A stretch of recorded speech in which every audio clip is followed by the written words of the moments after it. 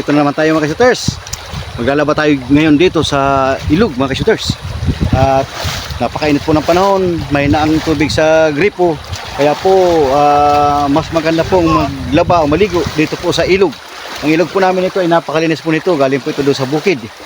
Yung pa po, napakalayo po yan.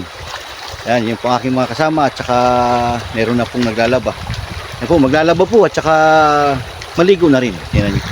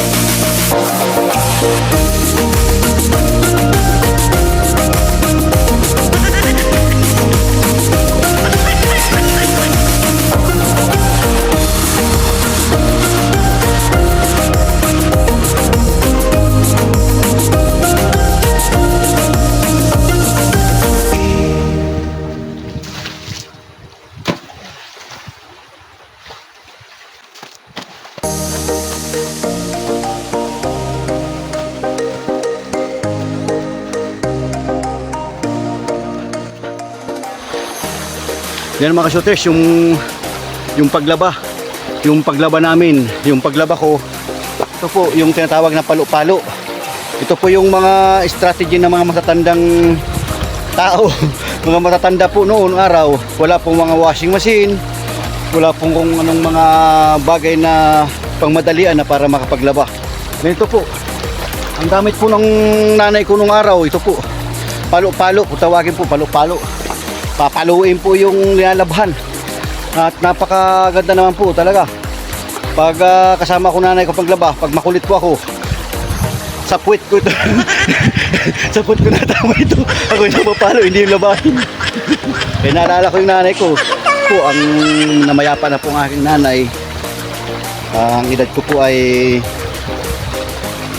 23 years old po ako noon. Namayapa siya. Naalala ko lang nung time na naglalaba ako na nagpapalo-palo at siya po yung nakikita ko nung maliit ako hanggang po lumaki ako. Siya po yung nakikita ko naglalabang ganito. Yan po.